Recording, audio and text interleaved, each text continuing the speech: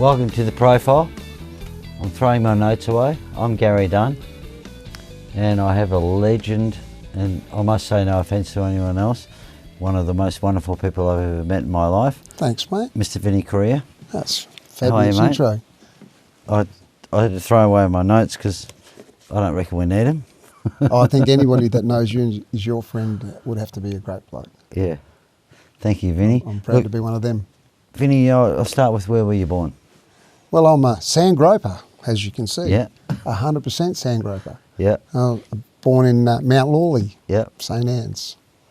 Italian heritage, as we know. Absolutely. Yeah. I'm first generation Australian, and luckily for me, my parents both came to Australia, Yeah. and they just wanted us to have the good life, which we definitely have. Yeah, absolutely. Yeah. So I know you play drums because I've played with you plenty of times, but what was the moment in your life, Vin, where you said, or you realised, I'm going to play drums, this is what I'm going to do? Well, I clearly remember being, this big, yeah. And seeing the Beatles on television. My mum loved the Beatles. Yeah. And I just saw all those people loving the Beatles, and I wanted to be loved. Yeah. So I think that was the moment for me. Yeah, yeah, cool. For sure. So the first band you played in was Mantis, in around about 1977. There is conjecture about that. Who played in that band? Well, Mantis was an interesting band. Not my very first band, because my first band, okay. now that I remember, it was Cobb Co, which okay. was really fantastic. But my producer keeps letting me down because he said the very first band. Yeah, no, it's not his fault at all. information. Actually, I'm very good at confusing people, so I'll take full responsibility. No worries. But after the country, kind of Irish country, Cobb Co, Mantis came along. Randall Murphy, who was previously in another Australian band, Supernaut, which was a different kind of band again. Yep. But interestingly enough, Danny Sussinger, who's a really fantastic, amazing, wonderful person, world-class musician, was playing in that band, although he probably wishes that I didn't mention that. No, look, Danny would love that. I think he's a wonderful person. He's a wonderful person and a magnificent musician. And so he was in that band, and that's was fantastic for me to have him and Steve, his brother, and they were like big brothers to me. And, and that was a really interesting situation because it was my chance to get out of Perth and go to the eastern states. So I think, I was only kind of 16 years old, and we did the trek over, and Melbourne was like fascinating, and I was there being a real musician, which is what I aspired to do. Yeah. So Mantis was great, really, because they gave me that opportunity. Living the dream. Absolutely, yeah. Yeah, Croatian fucking. Hey, so love Steve and Danny. So 1979 you joined the Elks, released Party Girls in 1980. So you moved to Sydney. Yeah, the Elks was a great situation. Because you were on the TV shows, everything, weren't you? Yeah. That was really fantastic. I mean, not only did I learn so much, and I had so much to learn, those guys were fantastic. They also were like big brothers, and Dave Brewer, one of the nicest guys on the planet, and Howie fantastic Shawcross, guitar player. Beautiful. Terry and Mike Fagan. Really great. It was a fantastic experience for me, and I really did learn so much from them. And we were really lucky. We got to tour the country and support huge bands like Midnight Oil and Cold Chisel and Excess and all of those sorts of things. And we did some great TV shows and Countdown and Saturday night. What was it? The Saturday night show. Daryl Summers. Yeah. Anyway, Hey It's Saturday. Yeah, that's it. Yeah, and a few other things. So that was a really great experience as well. Cool. The Elks were fantastic. And just after the Elks finished up, I joined another band called the Bel-Airs in Sydney, which was with this incredible songwriter, Glenn Cardio, incredible musician and ultra-intelligent guy. Eddie Parisi, my good friend, was the bass player in that band. That was before he went on. One of my first garage bands with Eddie Parisi. Yeah. In Osborne Park. That's great. Great wonderful guy. Yeah, and he's with, of course, did a lot of things. But they went on to do Baby Animals with Frank Salenza, and Frank Salenza's an incredible drummer. Yeah. And I actually owe Frank a lot because Frank's the one that put me up for my Sonar endorsement, which we were talking about a little earlier on. So Frank did a lot to me, and I'm very grateful for both of them guys, talking me up, I guess. Yeah. Yeah. So you joined Rick Veneer and the Vigilantes. So you must have come back to Perth? Yeah, I did come back to Perth. Actually, I was brought back to Perth after the Elks and the Bel-Airs. Joe Cipriani and Neil Scott put together a band with Rob Riley from Rose Tattoo. Yeah. And Peter Dean. Yep. And Johnny Calabrese. Wow. We both know. And we had a band called Reckless Intent, which didn't last too long, but it was, incredible band. We had a lot of fun. It was good. So I did that for a short time while that band lasted. And then after that, I was able to join up with the Vigilantes, which was a fun kind of blues band. Yeah. And that was good. Remember Jerry, I think it was. Jerry, guitar player. He had a band called No Smoking. Yes. Which was no smoking, but exactly. I thought it was pretty good. And we played with them against a battle of the bands at one of the beaches. And they actually won it, I think, that year. Wow. It might have been 77 or something. Well, I've got good memories. The guys in that band were great, and I think Jerry Stoll, I think his name was. That's right. Great guy. Absolutely. Yeah. And Ray and Alan, and just terrific. I still see those guys as well, so I'm happy about that. So is Jerry still around? Is he? Not in Perth, no. Ray and Alan are both in Perth, and they're both still active, which is really great. And I've done some things with Ray recently, and he's still doing some excellent recordings. And cool. So I'm happy that I'm still associated with them. It's really cool. Good. So after that, you joined a band called The Night After. The Night After, yeah. Well, talk to me about, because I remember you had Sona drums, endorsement. And well, we had Barry Litton and I'm one of the lucky guys in so many ways, that's for sure. So I was lucky that I got that gig, and I was so grateful for that gig. As you well know, the people in that band were absolutely like my family. I had the best times in that band. We just did so many magnificent things. Working with people like John English and Mark Hunter and Mark Williams and so many. I mean, we were so very. John English has passed, Mark Hunter's passed, absolutely. Doc Neeson's passed. We worked with all of those people, didn't we? That was a real privilege, and was an honour, and it did so much for me. And those days, I just cherish those days, and I absolutely still love every person that was in The Night After, and I wish we could still be together. Yeah, well, we did a reunion last year, mate. Hopefully we'll do one this year. Well, I'm looking forward to that. See if the gods allow us. That's for sure. Yeah. So, tell me your favourite story from Gobbles. I know there's a million of them. The funny thing is, I hear so many stories from those days that I actually am not aware were happening, right? So, I think I was just the bimbo out the back, or maybe I just was hanging with Lorraine and Steph too much because, had the two beautiful women in the band, so that was great. But, Gobbles, I think the best stories were me being able to, entice a couple of my great friends like Roberta and especially Roberta, to have a few flaming Lamborghinis with me, which they probably weren't really used to, and we kind of stitched them up, and that were fun times. Well, we had piles of drink chips. Yes, we did, but we'd probably get in big trouble for that sort of stuff today, so, I've got to pretend that I don't really remember too much of that stuff. Yeah. But, Gobbles, there was just so much excitement there. It was fantastic in every way, and every person involved, so, I'm really you were there for 8, you were in the band 8 years. I think we had Barry Litton for the first 6 months or a year or whatever, and then... I was lucky that he passed that on, that's for sure. Well, he said, get Vinnie Crea. And, oh, great. And there was no choice really, so... Well, I think it was out of you and Frank Salenza, but... I remember that, and so, in actual fact, when I heard and Alan Simpson maybe sort of was trying but couldn't sort of... I have heard that name, but when I had heard Frank was going for the gig, I thought for sure that, I wouldn't get the gig, because Frank was certainly the man of the moment in those days, so, I know I was very fortunate. It's great times. Yeah.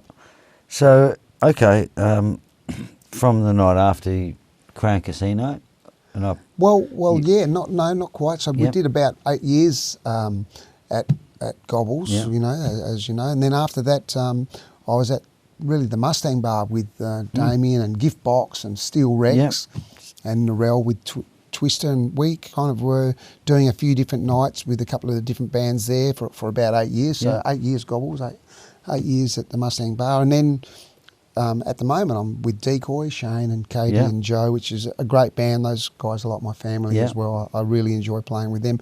And well, Shane has actually been at Crown for about 15 or 16 years with his first version of Decoy. But I've been there for about, I think, 10. Yeah. So, still there. It's great. I love working there, and I love our band. And we also have another band called Scarlett's Way, which is Katie Gable's kind of country, move into the country rock thing, which she's so magnificent, great singer and beautiful girl. And, absolutely. And she's written some great songs with Shane, and, Joe and I love playing with them. We did Boy Up Brook last weekend.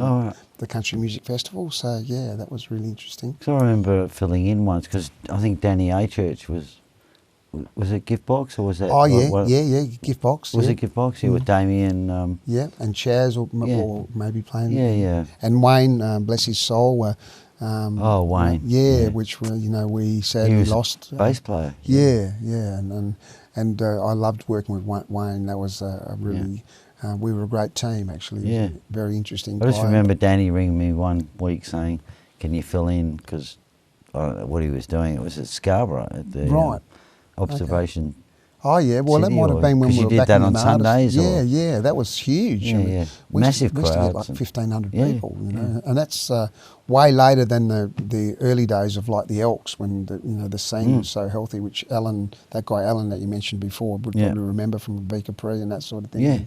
And yourself, we used to do all of those gigs with 400 or 500 people, and the venues would pay you some money, and you'd get $5 a head, and everyone would walk away. There'd be lots of money. Bucks every night. What did we do with all that money? Yeah, well, I probably should ask that question, but maybe putting new heads on my kit every week wasn't the best way of spending that money. But anyway, So moving on, the other side of everything I really want to talk to you about was your teaching.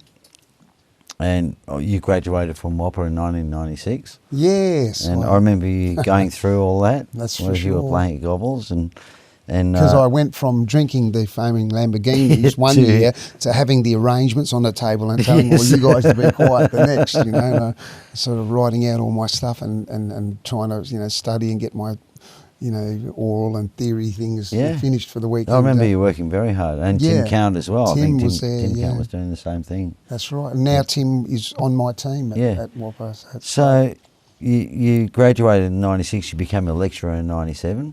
Yeah, so it was. I was very, very lucky that they asked me to do that gig, and from 97 to I think it was 2011, I was working there and lecturing, and I had a little course preparing drummers that wanted to go in there as well, and some other musicians that wanted to enter, and I was teaching history and performance preparation basically. Yeah, and I really enjoyed that, and we had some amazing students. Going through there. Luckily for me, the Eastman brothers, Mike Eastman and Rick Eastman, who I owe so much to, they gave me an incredible opportunity to start my own course, because we were talking about... So the music artist course? It is, the music artist course. Oh, look at that. So this is the WAPA program here, if I can... Is that all right, Strawny? And I've got this little blue thing here. I can just get this... Because at the bottom here, it's a Starstruck, music director Vinnie Crea. And can you tell us about this, Vin? Sure. Well, Starstruck is a fabulous show that I'm able to put on, which just showcases the incredible students that we've got. And we really have got amazing students, because I've been given this incredible opportunity to handpick the students. So we kind of choose them primarily on their creative talent. So it's not about their technical skills or their knowledge. And we've just got an amazing cohort of incredible songwriters, and you put them together and it just oozes. They just start bubbling. So, once they start collaborating and writing together, and it's just so fantastic. So Starstruck is one of the shows that we had been running up until last year, like in that catalogue there. and just featured all of these fantastic songs from these great students. This year it's actually going to be called the Songbook Sessions, which we think is probably a slightly more appropriate kind of name for it, and it'll be in the Spiegel tent. We're very fortunate to own a Spiegel tent. Edith Cowan has a Spiegel tent. It's a beautiful building, incredible vibe, and I must remember to invite you along to this year's shows. Yeah, and you have invited me. Yeah. But we've never made it. Well, I hope you can make it this year. Yeah, it's just amazing, and the students are so. I'm so proud of them, and I'm so very lucky to be involved in this as well, and to even get any credit for it is amazing, because they really do it themselves. We just give them an opportunity to be together and to be creative. Look, and it's wonderful. I know you pretty well, right? And you say you're lucky to have the opportunity, but I think they are lucky, whoever they are, to have someone like you who really cares, and because I know how hard you work. Yeah, thanks very much. I really appreciate. No, and I'm sure they do too. Yeah, well, that you get, the opportunity creates, from what you do and how much work you put in, and Tim and all of those. Yeah, everyone I've got an amazing team of teachers. Yeah, amazing team. And, they're very grateful, because when we audition them and accept them, they're over the moon, because, most of them know about WAPA and the amazing opportunity we've got. And this course is a younger course, but it's really the course of the future there. And as I said, I'm very lucky that the Eastman brothers could have this vision and then allow me to run the course. So, it's a fantastic situation there, and it's something that I'm so very proud of. Yeah. And, we're involved in lots of things in the music industry, and all of my team, I've got incredible teachers, as I keep saying, we do as much as we can. They all do extra hours and extra for the students, and it's amazing to see how much they actually dedicate themselves. Is the funding going backwards? Do you still get the same funding? You still are able to run the same programs and extend from that, or is it something that's a concern? There's a new system which came in a few years ago, and our course, my course, the music artist course, is a VET, a vocational education training system. So that is the new sort of system and the new system of funding that the government want in place. So I think, really we're in a better position funding-wise than most, because we're doing what the government want us to do, and we're abiding by the way they want us to teach, and the documentation to support all of the assessments and all of that sort of stuff, the competencies. Yeah. Is it possible for you to put in a good word for us at the profile, see if we can get some funding for... Well, I'll tell you what, maybe if you have to look and see whether you can be a registered training organisation. Maybe we can train someone how to interview. And then we all have to get our Cert 4 in training and assessment, which is an ongoing commitment, trust me. Is it possible, and this may be an unfair question for you, to name some of the students that have come out of there that have excelled, or, not just to pick on them, if you like, but the thing is that I can definitely name quite a few students that have gone through WAPA and that have done well. The most important thing really is that all of the students that put in the effort and that really care about music, they all do well one way or another. Yeah. The majority of them will work as working musicians for their life, and most of them go from WAPA and into working environments, or variations of all of the aspects. So teaching, sessions, writing, being in a cover band, being in an original band.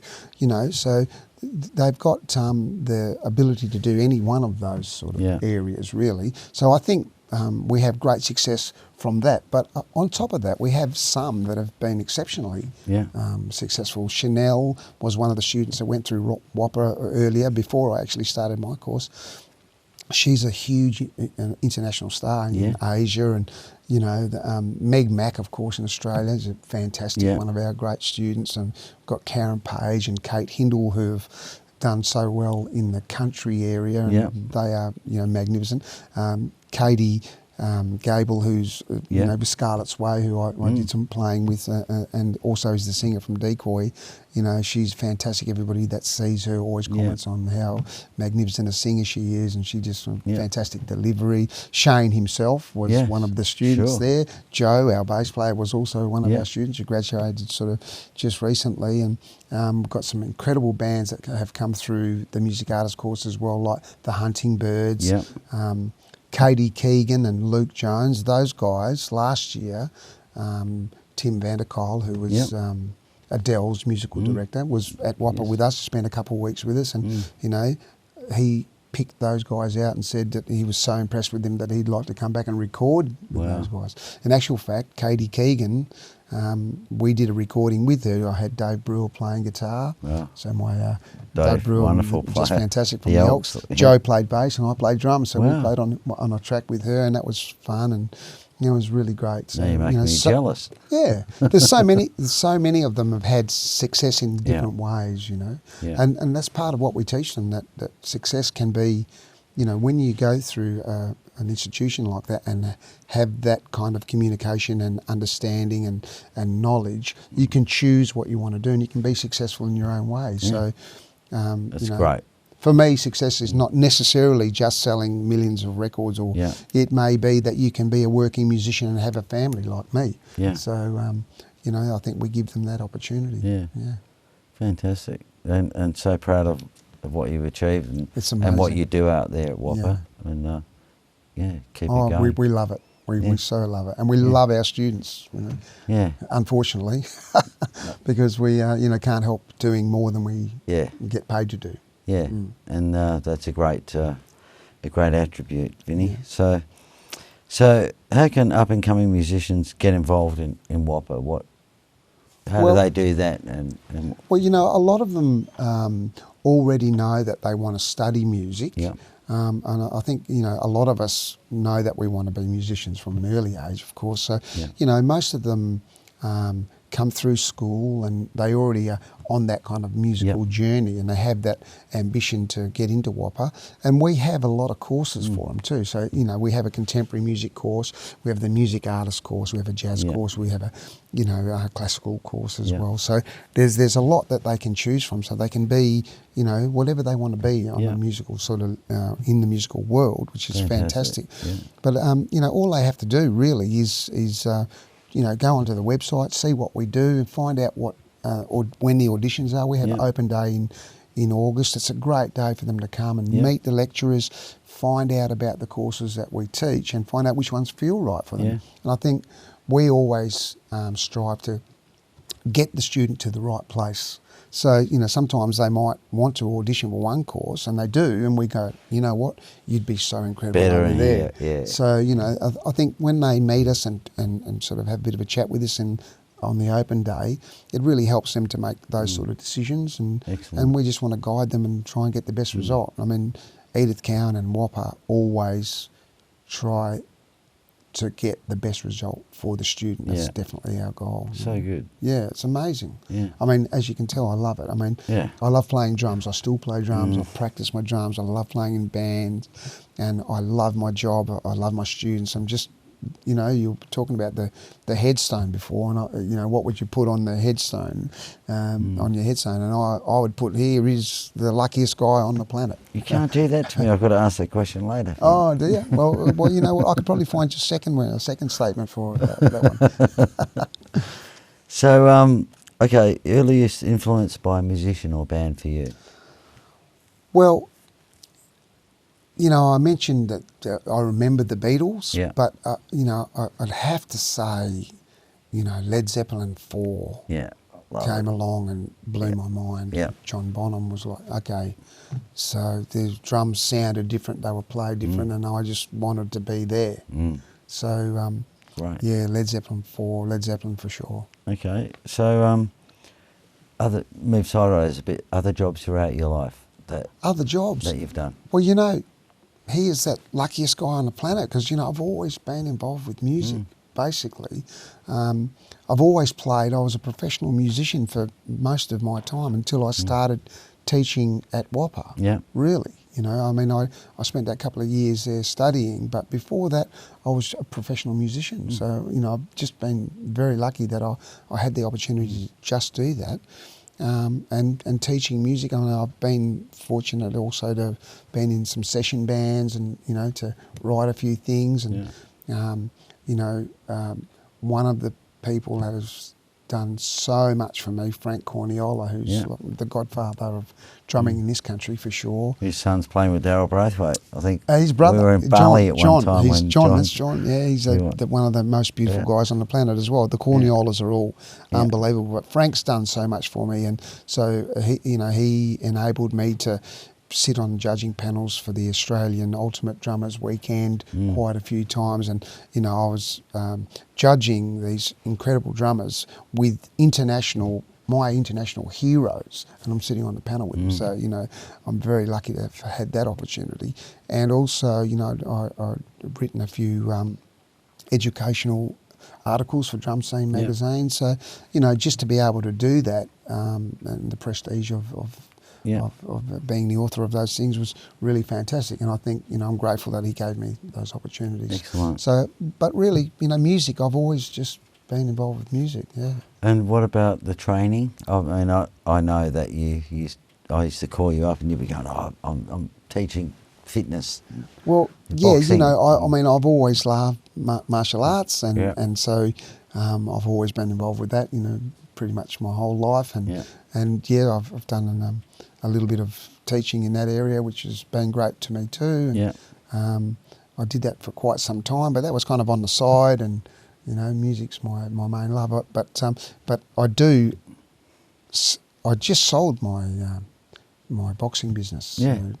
Just last year. How's your back? Because last time we did a gig, Gobbles were in. I did a gig. It was my shoulder. Oh, your shoulder. Sorry, you couldn't nearly play. Really. That's right, because I had a torn rotator cuff, which the surgeons were very happy to tell me I needed instant surgery for. And the reason you didn't have the surgery is because of the we were doing the reunion, and so I couldn't very well have the surgery. I had to at least wait until after the reunion, because there was no way I was going to miss the night after the reunion, that's for sure. Yeah. But having said that, not only am I married to the most magnificent woman on the planet, and I'm, you know, I've got a lot of statements for that headstone, haven't I? Yes. But she's also an incredible healer, and so she told me about a few natural remedies and a few things to do. And honestly, you know, the last time I went to the shoulder surgeon, he just said to me, well, look, you know, I don't know what's happened, but whoever was in that x-ray is not the same person that's standing in front of me, and so why don't you come back in a year? So that was, you know, about 3 months ago. So it's all good. So thanks, Beth, for everything, especially my shoulder, but Well, I know Beth pretty well. Amazing woman. Yeah, absolutely, 100%. Yeah. You're a lucky man. I am. There you go. I'm so glad that you said that. You're very lucky. Hi, Beth. So Al's putting something on the screen for me there that he wants to read, but I'll ask you this question. So what was the best Perth band you saw live? Best Perth band that I saw live? Wow. Is there someone that sticks out? Well, you know, there was a lot of incredible bands. A lot of incredible bands. Yeah, absolutely. Yeah, for sure. It's an unfair question I think, in some ways. I really... There was an amazing band called Chalice. And they were like George Heathcote. Do you remember them? Yeah. Right. I didn't think they did that much, but they were like a Queen... Yeah. They had the Queen vocals happening. Vocal. Yeah. And like, I remember seeing them at the Leaderville, which was called the Sandgroper. Yeah. Sandgropers, I saw AC/DC there. Oh, amazing. And so I could not believe that anyone could reproduce those Queen vocals. So that really sticks in my mind. Yeah. So much. But there was a band recently, Eddie Masson, who's a fantastic singer, who's also on my team at WAPA. Yeah. She had her own band called Eddie, and she had a fantastic band last year. So that was one of my favourite bands for sure. I know it's a hard question. Brass and, you know, great drummer, incredible bass player, Joe, who plays with in Decoy, and, you know, amazing keyboard player, and Eddie and the backing vocalist from Heaven, and, you know, that was a really great band. And, you know, we have these amazing bands that really don't get much mainstream opportunity here, which is really sad. But, you know, the industry is very different right now, and it's a tough one for sure. Yeah. So, if you were stranded on a deserted island and you could only take one album with you, you've already said Led Zeppelin 4 is probably the thing that killed it for you. Is that the album you take with you, or? Well, I can. Do you want a little bit of a story? So, yeah, you know, please. So Led Zeppelin just kind of opened my eyes to this magnificent, huge feel, and then somehow, I don't know if that would have been Danny Sussinger, I'd say, played me the Spectrum album, Billy Cobham, and then I was like, well, you know, how many drummers are playing at one time? Just one. Yeah, just one. So, you know, it kind of. I also got. You know, I was starting to hear some other styles of music. But I think the album that I would take if I had to go away and just listen to one album for the rest of my life would be a Steely Dan Greatest Hits album. Wow. Because not only fantastic music that I love and can easily listen to endlessly, but, you know, just great melody, incredible lyrics, and the best drummers in the world, you know, Gad, Picard, Marotta, you know, I mean, all of them. There's always that joke, how many drummers does it take to change a light bulb? And they go... Less than it takes to play louder than a guitar player. No, that's not... Good comeback. Right. No, it was like Steve Gadd would change the light bulb and 45 people would watch him do it. Oh, yeah, for sure. Like well, I'd be one. I'd be watching, no worries. Yeah. We always have a joke about the loud guitar player. And you know, I mean... I don't know what everyone was talking about. Really. No, that's right, because you always point the amps at us so that you don't get any of that. So, your Sonar drummer support, can you talk to me about that? Well, the Sonar thing, the Sonar, I mean, you know, once again, you know, I was very fortunate. I think it was because we backed so many of those Australian artists, and, you know, we became like the session band, I guess. Is it a German company, sorry? The German company, and you know, as I said, Frank Salenza put my name forward to their Sonar company, and you know, the grandson of the original guy from Sonar was in Australia, and he went to Melbourne, and Tony Italia in Melbourne, thanks Tony for everything he did for me.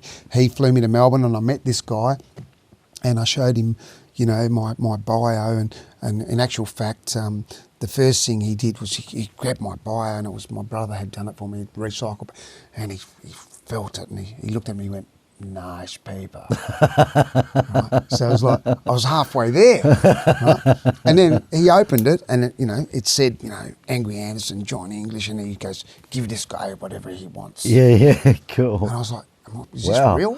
So you could just... So they made, you know, like, it was incredible, because I was able to get these drums. Thank you, Frank Salenza, for making that happen for me, and Tony Italia. You know, I gave them my specs, and, you know, they made this drum kit, which actually took a year for me to get. And in the meantime, they gave me these other drum kits to use. It was just unbelievable. So you're always changing stuff from it. Yeah. There's always stuff going on. Yeah, and of course, I didn't just get the standard drum kit. No, like course. every drum in the whole you got sort the of Vinnie model. Crea stuff. It was amazing, you know. And, and when the drum kit arrived, it had Vinnie Crea Australia kind of stamped on the box. I was like, this can't be real. But I kept one of those, so just show it to my granddaughter, because, you know, she started playing drums now. So, so the Sonar thing was amazing, and Sonar and Sabian through Frank Corniola and Vader Drumsticks, you know, those guys, they really treated me like I was somebody special, and, you know, they would put ads in the paper. And you are special, Vin. Thank you. You know, I mean, tell us about your family and your granddaughter, and you know. Yeah, well then, my family and my granddaughter, I've got the two most beautiful daughters, and you would have the two most beautiful daughters, because my wife is just the most incredible woman on the planet, as I said before. And then I get the granddaughter. Oh my God, like, you know, whatever. And you well know about this, but you know, whatever we have felt just multiplied by 10 when we've got the granddaughter. So I've got this amazing granddaughter, Jala Bethwin, who Beth and I just love, you know, so much, and we just live every day for her. And she started playing drums. So, oh my God. You found a way. I cannot believe it. You found a way. And I didn't have to push it on her. I just, you know, she started a little bit and had a bit of fun, and she actually listens and wants to do it, and I'm just stoked. It's the best thing. Cool. So one day she'll probably be watching this interview and remembering the times when she just started. So, hey, Jala. Yeah, I know how much it means to you. And it certainly does. That's just one quality about you, Vin. Thanks. The family man, and absolutely. You know. And you know, having said that, the bands that I play with and that I love to play with, I have that same sort of feeling. And I think it's wonderful that we can have that relationship with people that we play with and have that interaction. It's magic. Yeah, I think it's really good. Like, because I was always sort of away from the whole scene, if you like. And Alan Simpson, actually, God love him, you know, started the Pub Legends thing and brought all these different people from different bands who you knew. You sort of knew them, but you didn't talk to them or get really deep with them. And just the whole Pub Legends thing's brought this little community together. It's the same thing that I'm talking about. The guys like you know, Alan and you know, Mark Whitehouse, they what they do for the community, the music community, by, you know, presenting these and showing this, and I know what it's like with those guys. They don't get anything back. No. It's all give. Yeah. You know, and we owe people like that. But, you know, by the same token, most of us are at that stage where we really enjoy doing the giving, and we get a lot back from the satisfaction side of that. And I think most of us are at the stage where we kind of owe it to the next generation down to give them as much as they can, because you know, probably we had it a bit easier in some ways. You know, there was a bit more money. How many gigs are left? How many? What are they going to do? That's right. What, I mean, really. For sure, it's a tough one out there. There's no doubt about it. Yeah. That's why education's so important, and that's why going to WAPA is such a great idea. And that's why having you on this show now to talk about it and to maybe inspire someone to inquire and you know, if that's their dream, I think that's the place. Well, for sure. You guys care. And what's going to happen is, you know, you go and study, and then you can communicate with other musicians. It's kind of basic. It means we can all speak the same language. We can talk about the arrangements, and we know what's going on, and you know, it's not like we're speaking different languages. And you know, you learn to listen, and you learn to connect, and you learn to be musical, and you know, really that sort of stuff is the stuff that could easily spill over into society, you know, us being aware and communicating more and listening and sharing and interacting. I mean, those things, they're basic, really. It's amazing. I'm so emotional about, you know, what we're doing here, and why we started this, and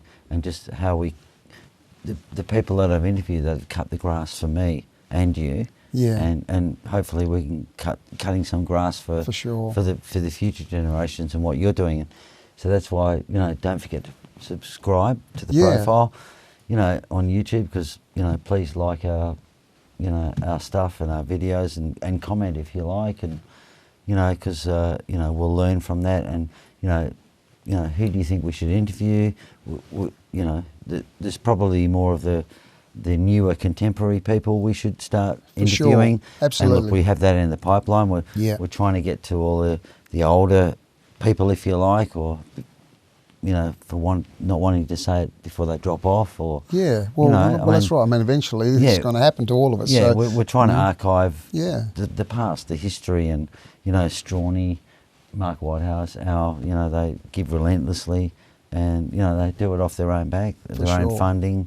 You know, well, that's why most of us come here and do this. Yeah, because, you know, I mean, I ordinarily probably wouldn't do something like this. It took me about a year to get you in here. Well, you know, thanks for keeping on trying too. You know, I appreciate that. But it's great to hear your story. You're part of it, and what you're doing at WAPA is great. And, and you know, that can only help our industry. You know, if we've got one left, I don't know, and I don't mean to be negative by saying that, but. You know, well, I think it's ever changing. I think that's the thing about it, you know, and that's why we also have to include and incorporate the ideas from the new blood, the fresh kids. So, you know, I've got, you know, Joe and Eddie, who are the younger members of our team at WAPA, those guys, they're very powerful because they're out there doing it. They've graduated and they're really experiencing things, and they're hip to the way it's working and all of the the difference of the industry that they are experienced to us. It's a huge difference, monumental. Yeah. Well, maybe what we need to do is get a newer presenter, if you like, the host with the most. Well, and start interviewing the younger kids and I don't necessarily know about that because I think you're doing the great job, and I you. think you should stay doing the job. And we enjoy watching these because what you're doing is great, Gary, and we do appreciate that. That's why we do come on the show, and that's very sincere what I just said then. But the young people, we can still certainly interview them and find out the things that they're up against and the difference in the way they have to approach the whole thing. It's very interesting, And I did notice it. Probably about 10 years ago when I was lecturing and showing some magnificent archival footage of these great, artists, and I was like, for me it was like, wow, check this out. And they were kind of on their phones. And I was like, what are you guys doing? Like, we can see that anytime. It's on YouTube. And I'm like, hang on, I'll just get my video out of the video player and, got to fast forward it. Hang on, I'll be there in a second.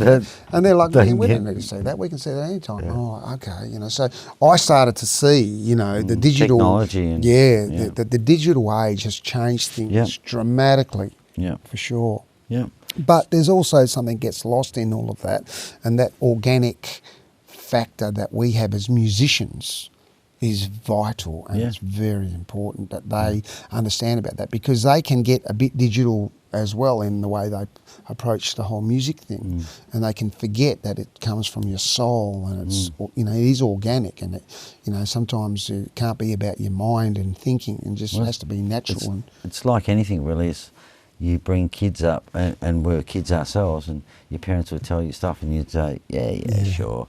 And my kids did that, and now I've got grandkids, and they go, oh, guess what, Dad? And I go, remember me telling you? Absolutely. So we should always be reminded of that. Charlotte's always picking my phone up and going, you've still got all that stuff on your phone, you've got to get rid of that. And I'm like, okay. Or, if she gets my phone and tells me how to do it much better than I do, so it's wonderful. What was your favourite TV show growing up? Well, Lost in Space. Yeah, cool. Get Smart. Yeah. I mean, the Time Tunnel. Yeah, excellent. Oh, they were so great, those shows. The Time Tunnel, that Lawley. Everything, yeah. So good. Those shows were so good. Kids watching wouldn't even probably... Well, the thing is that all of the movies, the biggest movies, Thor, the Avengers, and Spider-Man, that's all from those days, isn't it? Yeah. Get Smart, and all of those sort of movies come from those shows. So I loved those shows. They were great. Do you have any unfulfilled ambitions? Like, well, I have, I guess, for sure. I would love to tour the world. So if there's anyone out there that needs an older drummer, like, I'm there, I'm touring, So I'd love to tour the world playing music. That would be great. Yeah, I'm with you. Yeah, well, maybe we could do it together. Well, if anyone needs a guitar player and a drummer, that's it. We're available for tour. That would be so good. Don't tell Beth and Jackie. No. We'll be back soon. Do you collect anything, Vin? Oh, my goodness. Yes, I do collect drums. Yep. So I've got a lot of vintage Rogers drum sets, or American drums from the 60s, from their 1964, 1968 sort of era, where they're the most collectible ones. And I've got some beautiful drum sets that I got through a collector in North Carolina, Bob, my good friend Bob over there, who's helped me get them. So I've got a few of those. What's that little kit you've got? Sorry. I've got a few different little kits, but I've got the little Premier kit, which is an amazing drum set, which Frank Corniola helped me to get. That's a Birch Artist Series. It's like 8-inch bass drums. So it's 20, but it's only 8, and little 10-inch tom, and gorgeous little drum set. and I've got some amazing Sonor drum sets as well, the Phonics series. I collect the 80s models, which are the Beechwood shells. I love those. So all the endorsement stuff that they just gave you, you were allowed to keep that. That's it. Oh yeah, I did never do an endorsement that wasn't 100%. Like it was either real or not. Yeah. So if they were going to give you something and it was like 50% off or 40% off, to me that's a discount, not an endorsement. And I think it's very good. Yeah. And we should be grateful, because I mean people are always saying to me, there's a few people have said a few different things, but it's either how do I get an endorsement or how did you get an endorsement? So surprise. Yes, it's an unusual one, but I was able to always keep those. And I must mention, in amongst all of this, Brady drums. I mean, Chris Brady made me some amazing drum sets in the late '80s.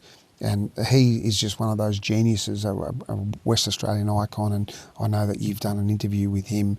And it's a really sad story, actually, because that guy should be the most famous drum maker on the planet. Absolutely. With no doubt. Unfortunately, I think... I don't think he wanted it. He didn't care, but that wasn't the motivation. It wasn't the reason for him doing it. He cared about drummers and drums. But, I think, unfortunately, he just had people that had other views of the business side of things, and that's what was his downfall. But Frank Salenza and I together were Brady drum specialists when we worked together at the drum shop. I think it was in 87, 88, So we were quite... Bruno, is that Bruno Pizzotto or is that... Yeah, Bruno's shop. That was Bruno. And then Sid Smith, bless his soul. Yeah. And so, amongst the Rogers and the Sonor, the Brady drums were incredible, and I had a couple of insane Jarrah kits, but the problem with that was the company side, and I wasn't happy with that, and it was very sad for Chris that people stitched him up and did the wrong thing. And so I kind of, and the Sonor thing was gigantic, and I grew up always wanting a Sonor kit. I saw all the best players that I loved playing them, and it was always like the elusive kit. If I could just get one of those. Most of those best players actually had a Brady snare drum at some point. all of us have got a Brady snare drum. That's the thing. I don't. Well, if you know Chris, you should ring him up. You never know. He might have a spare one in his shed. Yeah, no worries. So, what would you put on your gravestone, Vin? Well, it's funny. I haven't thought about that so far tonight. But seeing as you mentioned it for the first time, I would probably put something like, here is one of the, if not the happiest guy on the planet who had a fulfilled life. Wow. Something like that, yeah. Fantastic. Yeah, that's and especially cool. Extra thanks to my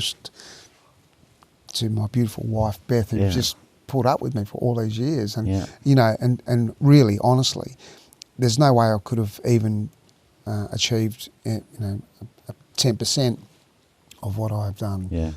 If I didn't have her to stay home and support me, because, we're out doing all that stuff and getting all the glory, and, realistically, as you well know, our wives are, doing the hard yards. So, I owe her everything, no doubt. Yeah. I totally concur, and